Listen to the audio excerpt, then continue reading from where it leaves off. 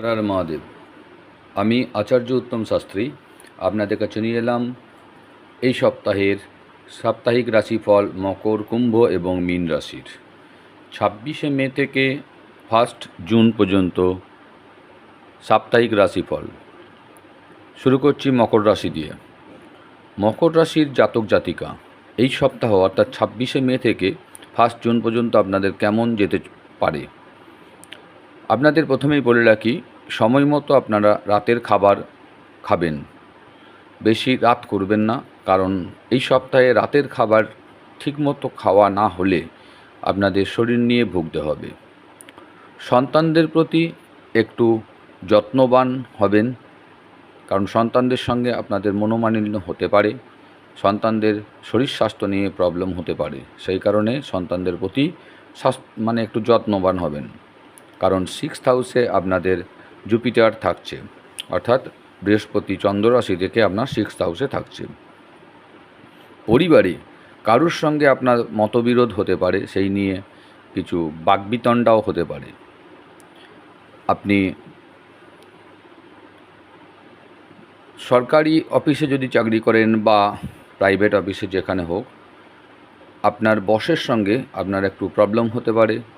আপনার ডিমোশন অর্থাৎ কাজে পদোন্নতি না হয়ে পদ নিম্নস্থ হওয়ার সম্ভাবনা বেশি রয়েছে।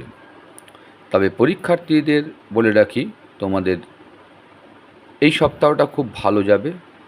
যদি কোনো কিছু পরীক্ষা দিচ্ছ, তোমরা খুব ভালো ফল করতে চলেছ।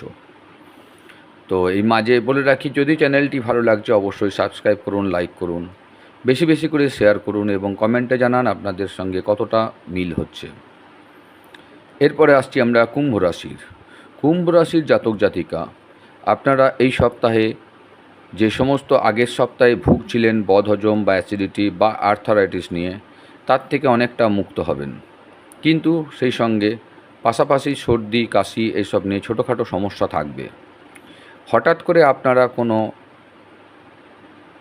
অর্থপ্রাপ্তি, হঠাৎ করে কোনো যেটা আপনি ভাবেননি সেরকম ধরনের অর্থপ্রাপ্তি আপনাদের রয়েছে। তো সেরকম হলে কিছু অন্তত সামাজিক কাজে দান করবেন, তাতে আপনাদের ভালো হবে। আপনাদের চন্দ্র রাশি থেকে 5th হাউসে বৃহস্পতি গোচর করছে, বৃহস্পতি এই মুহূর্তে রয়েছে, যার ফল আপনাদের ক্ষেত্রে খুব ভালোই দেবে। আপনারা হয়তো এই সপ্তাহে কোনো পুরনো স্মৃতি নিয়ে নাড়াচাড়া করতে পারেন। চন্দ্র থেকে 2nd হাউসে শনি থাকার ফলে আপনাদের অফিস যে সমস্ত কলিগরা রয়েছে তাদেরকে নিয়ে আপনি খুব ভালো কাটাবেন এই সপ্তাহটা। সন্তানদের ক্ষেত্রেও ভালো ফল হবে। আপনারা হঠাৎ করে দেখবেন সন্তানদের ভালো ফল হওয়ার ফলে আপনাদের মধ্যেও একটা উদ্যম জেগে উঠবে। হয়তো কিছু জিনিস নিয়ে বের করে পড়াশোনা করতে পারেন, কম্পিটিশনের জন্য পড়াশোনার দিকে মনোনিবেশ হতে পারে। তো এই সপ্তাহে আপনারা মন করলে ওং নমঃ শিবায় 21 বার জপ করবেন, প্রতিদিন ভালো রেজাল্ট পাবেন। এরপরে আসছি আমরা মীন রাশিতে। মীন রাশির জাতক জাতিকেরা সপ্তাহের প্রথম থেকেই আবেগপ্রবণ হয়ে পড়েছেন। একটু আবেগটাকে কন্ট্রোল করুন, না হলে আপনাদের প্রচুর সমস্যা হবে। আপনাদের টাকা হয়তো যতটা আসবে তার থেকে পাওনাদারদের উপদ্রব এই সপ্তাহে বাড়তে পারে, তো সেই কারণে একটু সমস্যায় পড়বেন।